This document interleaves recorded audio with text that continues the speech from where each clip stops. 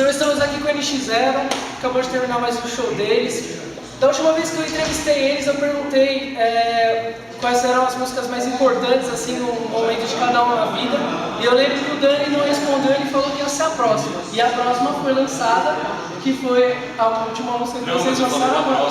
Da próxima, hein? Olha, de novo, o Dani fica sentindo. Esse é extremamente conclusivo. Tá, então já que foi as músicas agora, a próxima da próxima, né? Teve um clipe aí que vocês gostaram de gravar, foi mais difícil, imagina aí quando na carta pra você, pegando fogo, tudo que. Qual clipe foi legal? Ações, ninguém gostou. Puta que. Não, eu acho que posso falar por mim. Eu acho que o clipe que a gente mais gostou foi Cartas, porque, mano, o Lei ia pegar fogo e a parada que ele queria que pegasse fogo mesmo. A gente falou, não, vou botar um efeito, não, quero botar fogo na jaqueta. Foi legal, pegou fogo na jaqueta. Você passou um gel, você tem que passar um gel, né, na pele, menos 6 graus. Menos 6 graus. E o gel, você passa o gel, põe a roupa por cima, então você passa até frio. Na verdade, você pega fogo, mas você passa frio. Dá vontade de você queimar. O Só Reza eu não gostei muito do diretor. O diretor. O que eu mais gostei de gravar foi o fraco, que eu achei divertido, foi pela última vez, foi engraçado. Foi engraçado. A gente atuou, a gente atuou.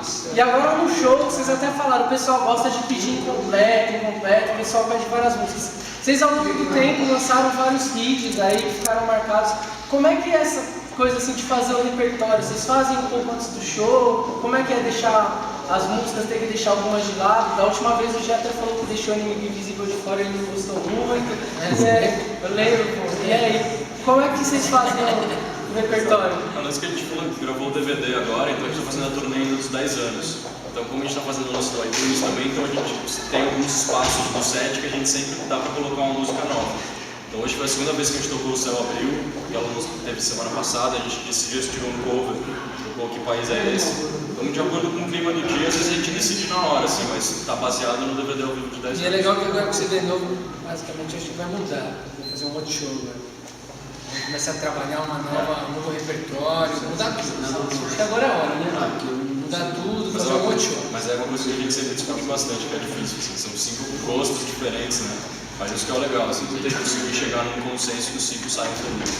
Beleza, então esse foi o NX0, valeu mais uma vez, NX.